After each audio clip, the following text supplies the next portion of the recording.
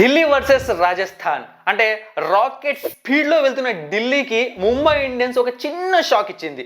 అంటే ఆ షాక్ కూడా ముంబై ఇచ్చింది అనడం కన్నా వాళ్ళే ఇచ్చుకున్నారేమో అనాలి. బట్ చాలా అంటే చాలా పాజిటివ్ థింగ్స్ జరిగాయన్నమాట వాళ్ళ టీంలో. సో ఆ పాజిటివ్ థింగ్స్ ఏంటో కూడా తెలుసుకుందాము. ఇక రాజస్థాన్ విషయానికి వచ్చాము అంటే ఈసారి టోర్నమెంట్ వాళ్ళకు పెద్దగా కలిసి వచ్చినట్లేదు. ఎందుకంటే లాస్ట్ కొన్ని సంవత్సరాలుగా వాళ్ళు చాలా ఇంప్రూవ్ అయ్యారు. బట్ ఈసారి మళ్ళీ పాత కథే మొదలవుతుందన్నమాట, రిపీట్ అవుతుందన్నమాట. సో కీ ప్లేయర్స్ ఆడకపోవడము, కన్సిస్టెన్సీ లేకపోవడం వల్ల బాగా ఇబ్బంది పెడుతోంది. సో అలాంటి టీమ్స్ మధ్య 2025 ఐపీఎల్లో మ్యాచ్ నెంబర్ 32 జరగబోతోంది ఏప్రిల్ 16 రోజు.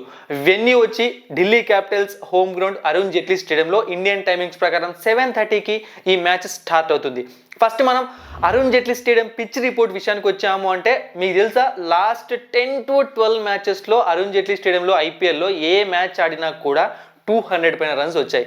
సో దీన్ని బట్టి అర్థం చేసుకోవచ్చు ఆ పిచ్ ఎంత మంచి batting wicket. So very good batting track అనమాట.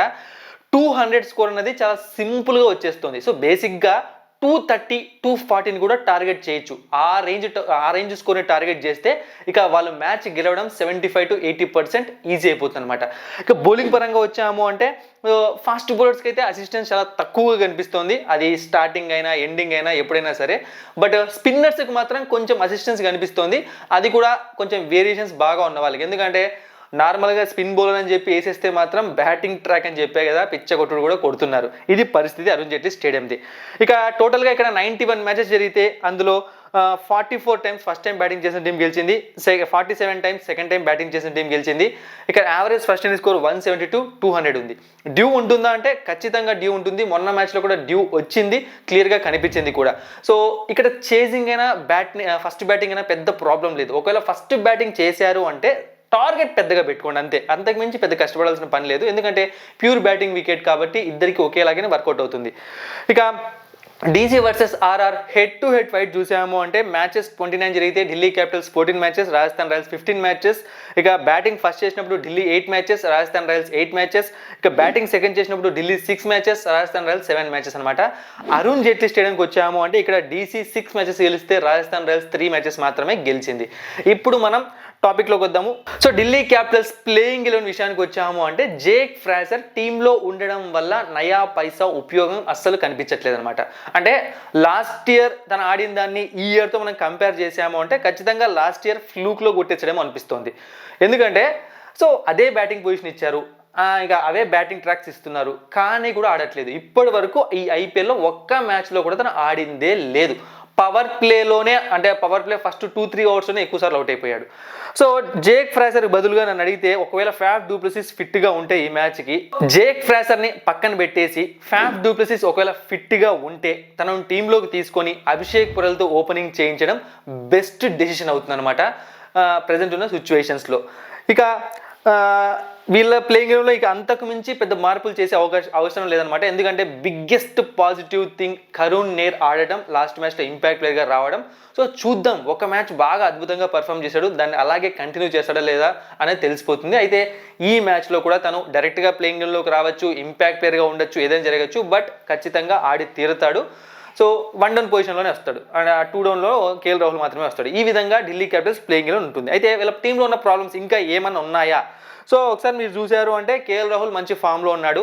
అండ్ మిడిల్ ఆర్డర్ పరంగా చూసుకున్నాము అంటే ట్రిస్టన్ స్టబ్స్, అక్షర్ పటేల్ ఈ ఇద్దరు వాళ్ళ బ్యాటింగ్ పొజిషన్స్ విషయంలో కొంచెం ఒక క్లారిటీ తెచ్చుకుంటే, అంటే ఒక సెట్ ఆఫ్ బ్యాటింగ్ పొజిషన్తో వస్తే బాగుంటుందేమో అనిపిస్తుంది. అంటే ఆ left hand right hand combination కోసం ప్రతిసారి బ్యాటింగ్ పొజిషన్స్ చేంజ్ చేయడం అన్నది కొన్నిసార్లు వర్కౌట్ అవ్వదన్నమాట. సో ఏమవుతుంది, ఏం కాదు. సో హిట్టింగ్ చేసే సిచ్యువేషన్స్లో ఉన్నప్పుడు ఎవరెవరు వచ్చారనమాట, అక్కడ నాకు తెలిసి ఒక మంచి క్లారిటీ అనేది వీళ్ళకి వస్తుంది అనిపిస్తుంది. అంటే ఫామ్లో ఉన్నారు కానీ కన్సిస్టెన్సీ రావట్లేదు. మేబీ అది బ్యాటింగ్ పొజిషన్స్ ఎప్పుడంటే ఇప్పుడు చేంజ్ చేయడం వల్ల కూడా అవుతూ ఉండొచ్చు. ఇక ఫినిషింగ్ పరంగా చూసామంటే అశుతోష్ శర్మ, విప్రజ్ నిగమ్ ఇద్దరు కూడా సెట్ అయిపోయి ఉన్నారు. బట్ లాస్ట్ మ్యాచ్ వీళ్ళు తీసుకున్న చిన్న రాంగ్ డెసిషన్స్, సో గేమ్ చేతిలోంచి వెళ్ళిపోయిందనమాట. బట్ ఇద్దరు మాత్రం చాలా జాగ్రత్తగా ఉండాలి. అపోజిషన్ టీమ్స్ హిట్టింగ్ ఎప్పుడైనా చేయొచ్చు, ఫినిషింగ్ చాలా సింపుల్గా చేసేస్తారు. ఇక బౌలింగ్ విషయానికి వచ్చాము అంటే మిచెల్ స్టార్క్ స్టార్టింగ్ కొన్ని మ్యాచెస్ ఫైర్లో కనిపించాడు, బట్ ఇప్పుడు కొంచెం స్లో అయిపోయాడు. బట్ అది పిచ్ వల్ల కూడా అయి ఉండొచ్చు అనమాట. ఇక మోహిత్ శర్మ, ముఖేష్ కుమార్ యావరేజ్గా పర్ఫామ్ చేస్తున్నారు. ఇక Kuldeep Yadav super fantastic.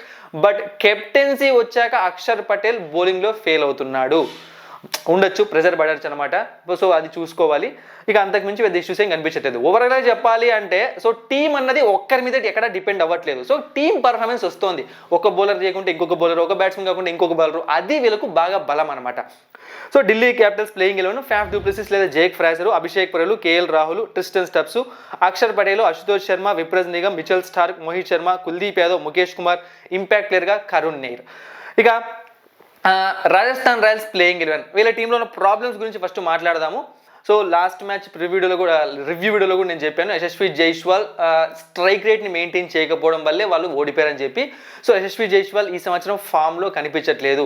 So last match 75 runs, అంతకుముందు ఒక ఇన్నింగ్స్లో ఒకసారి 65 అబోవ్ కొట్టాడు, అంతకుమించి మిగతా అన్ని మ్యాచ్లో కూడా ఫెయిల్ అయ్యాడు. అంటే తను ఫాస్ట్గా కూడా ఆడట్లేదు. ఇక సంజు శాంసన్ ఇలానే ఆడతాడు. సంజు శాంసన్ ఎప్పుడూ కూడా బ్యాక్ టు బ్యాక్ మ్యాచెస్లో సూపర్గా ఆడుతూ వెళ్ళాడు అనమాట. ఒక మ్యాచ్ హిట్ చేస్తాడు, ఒక మ్యాచ్ అవుట్ అవుతాడు. అంటే మనోడు కొంచెం రిస్క్ షాట్స్ ఆడుతూ ఉంటాడు కాబట్టి ఇలాంటివి జరుగుతూ ఉంటాయి. సో రోహిత్ శర్మ లాగా అనమాట. రోహిత్ శర్మ కూడా కన్సిస్టెన్సీగా ఆడేవాడు కాదు ఒకనొక స్టేజ్లో. సో అలానే సంజు శాంసన్ కూడా. ఇక నితీష్ రాణా, రియాన్ పరాగ్ వీళ్ళది కూడా సేమ్ పొజిషన్ అనమాట. అక్షర్ పటేల్కి అండ్ అలాగే ట్రిస్టన్ స్టెప్కి ఏదైతే చెప్పానో, వీళ్ళు ఏ పొజిషన్లో ఎవరో ఒకరు రావాలి కదా. ఒక మ్యాచ్ ఒకరు వస్తారు, ఒక మ్యాచ్ ఇంకొకరు వస్తారు. సో ఈ left hand right hand combination వదిలిపెట్టండి స్వామి. ఇంకా కోచ్లు దీని గురించి ఆలోచించకూడదు. ఇలాంటివి వర్కౌట్ అవుతాయి ఎప్పుడు అంటే మ్యాచ్ చాలా కష్టమైన పరిస్థితుల్లో ఉండడము, లేకుంటే మ్యాచ్ బౌలింగ్ అద్భుతంగా పడుతూ ఉండడము, ఆ టైంలో బౌలర్స్ని ఇబ్బంది పెట్టడానికి, వాళ్ళ కాన్సన్ట్రేషన్ లేకుంటే ఫీల్డర్స్ని అటు ఇటు తిప్పడానికి అప్పుడు యూజ్ అవుతుంది. కానీ సో ప్రతి సిచ్యువేషన్లో ఇది వర్కౌట్ అవ్వదని నా ఫీలింగ్ అనమాట. సో ఇద్దరు చూసుకోవాలి. బట్ సూపర్ ఫామ్లో అయితే కనిపించలేదు. నితీష్ రాణా అండ్ ఒక ఇన్నింగ్స్ ఆడాడు కానీ తర్వాత తగ్గాడు. ఇక రియాన్ పరాగ్ అయితే లాస్ట్ ఇయర్తో కంపేర్ చేస్తే డౌన్ అయినట్టు కనిపిస్తుంది పర్ఫార్మెన్స్. ఇక ధ్రువ్ జురేల్ మంచి ఫామ్లో కనిపిస్తున్నాడు. షిమ్రాన్ హెట్మేర్కి ఏమైందో తెలియదు కానీ సోసోగానే పర్ఫామ్ చేస్తున్నాడు. ఇక బౌలింగ్ డిపార్ట్మెంట్కి వచ్చాము అంటే జోఫ్రా ఆర్చర్ ఫస్ట్ 2 మ్యాచ్లు ఫెయిల్ అయ్యాడు, తర్వాత 2 మ్యాచ్లు బాగా పర్ఫామ్ చేశాడు, 2-3 మ్యాచ్లు, మళ్ళీ లాస్ట్ మ్యాచ్ ఫెయిల్ అయ్యాడు. ఈరోజు మ్యాచ్లో కూడా బౌలింగ్ పిచ్ కాదు, అది బ్యాటింగ్ పిచ్, ఏమవుతుందో చెప్పలేము. ఇక మహేష్ తీక్షణ, వనిందు హస్రంగా, సో ఇద్దరిలో ఒకరు ఖచ్చితంగా ఉంటారన్నమాట. ఏ సిచ్యువేషన్ వచ్చినా సరే, ఇద్దరు ఉన్నా సరే వికెట్స్ తీసుకోవాలి. రన్స్ అంటే లాస్ట్ టైం కూడా ఇదే చెప్పాను. సో వికెట్ టేకింగ్తో పాటుగా ఎకానమీని కంట్రోల్ చేయాలి, లేదంటే టీంకి ఉపయోగం లేదు మీరు టీంలో ఉండడం వల్ల. ఇక Sandeep Sharma one of the best bowler అనమాట ప్రజెంట్ రాజస్థాన్ రాయల్స్ టీంలో. ప్రతి మ్యాచ్లో ద బెస్ట్ ఇస్తున్నాడు. ఇక తుషార్ దేశపాండేని కాదని చెప్పి ఇంకొకరిని తీసుకొని రాలేరు, ఎందుకంటే అక్కడ లేరు. ఆకాశ్ మధ్యలో వీళ్ళు ఉన్నా సరే తుషార్ దేశపాండేని కంటిన్యూ చేస్తున్నారంటే మేబీ మిగతా వాళ్ళు ఫామ్లో ఉండిండకపోవచ్చు, వాళ్ళు నెట్ ప్రాక్టీస్లో చూసి ఉండొచ్చు. సో తుషార్ దేశపాండే దగ్గర నుంచి వికెట్స్ కావాలి, ఎకానమీని కంట్రోల్ చేయాలి. సో బేసిక్గా బౌలింగ్ డిపార్ట్మెంట్లో ఏమవుతుందంటే రన్స్ ఎక్కువ ఇచ్చేస్తున్నారు వికెట్స్ తీసుకున్నా సరే, అదే ప్రాబ్లం. ఇక ఇంపాక్ట్ ప్లేయర్గా కుమార్ కార్తికే వస్తాడు. ఈరోజు మ్యాచ్ కూడా స్పిన్కి కొంచెం అనుకూలిస్తుంది కాబట్టి. సో వీళ్ళ గేమ్ ప్లాన్ ఒకటే అనమాట, మంచిగా బౌలింగ్ చేసి క్యాచ్లు బాగా పట్టుకోవాలి, వరస్ట్ ఫీల్డింగ్ చేయకూడదు. So Rajasthan Royals playing 11 Yashasvi Jaiswal, Sanju Samson, Nitish Rana, Riyan Parag, Dhruv Jurel, Shimron Hetmyer, Wanindu Hasaranga, Jofra Archer, Maheesh Theekshana, Sandeep Sharma, Tushar Deshpande, impact ప్లేయర్గా కుమార్ కార్తికేయ. ఇక ప్రిడిక్షన్స్ అండ్ ప్లేయర్ బ్యాటిల్ చూసాము అంటే ఫ్యాఫ్ du Plessis versus Jofra Archer, runs 22, 2 times out అయ్యాడు, స్ట్రైక్ రేట్ 122. సో ఇక ఢిల్లీ క్యాపిటల్స్ మిగతా బ్యాట్స్మెన్స్ వర్సెస్ రాజస్థాన్ రాయల్స్ బౌలర్స్కి పెద్ద ప్లేయర్ బ్యాటిల్స్ ఏమి కనిపించట్లేదు అనమాట. 1-2 సార్లు వికెట్లు పడలే, అవి కామన్. సో స్ట్రైక్ రేట్ తక్కువ ఉండి ఆ రేంజ్లో 4-5 వికెట్లు పడిన తాకలా కనిపించట్లేదు అనమాట. సో ఫ్యాఫ్ డూప్లెసిస్ ఈరోజు మ్యాచ్లో ఒకవేళ ఉంటే ఖచ్చితంగా ఒక మంచి నాక్ ఆడే అవకాశం ఉంది, పిచ్ పరంగా తను ఫేస్ చేసే బౌలర్స్ పరంగా. ఇక కేఎల్ రాహుల్ కూడా ఈరోజు మంచి ఇన్నింగ్స్ ఆడతాడు. అంటే లాస్ట్ టైం ఫెయిల్ అయ్యాడు ఇదే గ్రౌండ్లో, బట్ ఈసారి ఆడతాడు. ఇక next Yashasvi Jaiswal versus Mukesh Kumar, 7 runs 2 times out అయ్యాడు, 77 strike rate. Nitish Rana versus Axar Patel, 37 runs 2 times out అయ్యాడు, 119 స్ట్రైక్ రేట్. ఇక వన్ ఆఫ్ ద ఓపెనర్ అయిన రాజస్థాన్ రాయల్స్ ఓపెనర్ సంజు శాంసన్ ఈరోజు ఒక మంచి పవర్ఫుల్ నాక్ ఆడే ఛాన్స్ ఉంది. ఇక తర్వాత RR middle order. So Dhruv Jurel అవ్వచ్చు, లేకుంటే నితీష్ రాణా అవ్వచ్చు, లేకుంటే రియాన్ పరాగ్ అవ్వచ్చు. సో ఇద్దరు ఫెయిల్ అవుతారా, ముగ్గురు ఫెయిల్ అవుతారో తెలియదు, కానీ ఈరోజు మిడిల్ ఆర్డర్ వాళ్ళది ఫెయిల్ అయ్యే ఛాన్స్ ఉంది. సో ఎవరో ఒకరు ఆడొచ్చు, కానీ ఫెయిల్ అయితే ఉన్న ముగ్గురు ఇద్దరు ఫెయిల్ అయితే అది ఫెయిల్ అని అంటారు. సో ఆ విధంగా మెజారిటీ ఆఫ్ పీపుల్ ఫెయిల్ అవుతారు అనిపిస్తుంది. ఇక ఈ మ్యాచ్లో ఎవరు గెలుస్తారు చూడండి.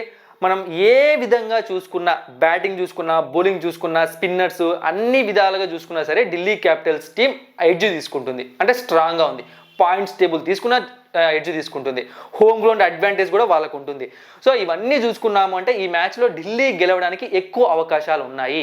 సో ఎంత అంటే 65-35 ఢిల్లీ క్యాపిటల్ 65% ఈ మ్యాచ్ గెలుస్తుంది, 35% రాజస్థాన్ రాయల్స్ గెలుస్తుంది. రాజస్థాన్ రాయల్స్ గెలవాలి అంటే ఫర్ సపోజ్ యశస్వి జైస్వాల్ అవ్వచ్చు, జోఫ్రా ఆర్చర్ అవ్వచ్చు, లేకుంటే స్పిన్నర్స్ అవ్వచ్చు, ఎక్కువ కష్టపడాలి. సో వీళ్ళు గేమ్ చేంజింగ్ ఇన్నింగ్స్ ఏమైనా ఆడితే బౌలింగ్ కానీ బ్యాటింగ్ కానీ వాళ్ళకి ఛాన్స్ ఎక్కువగా ఉంటుంది. బట్ ఇక్కడ మ్యాచ్ మాత్రం ప్రెసెంట్ ఢిల్లీ క్యాపిటల్స్ గెలవడానికి ఎక్కువ ఛాన్సెస్ ఉన్నాయి. చూద్దాం మరి ఏం జరుగుతుందో. Thank you for watching and supporting మీ. మరిన్ని ఇంట్రెస్టింగ్ వీడియోస్ కోసం సబ్స్క్రైబ్ చేయడం మర్చిపోకండి.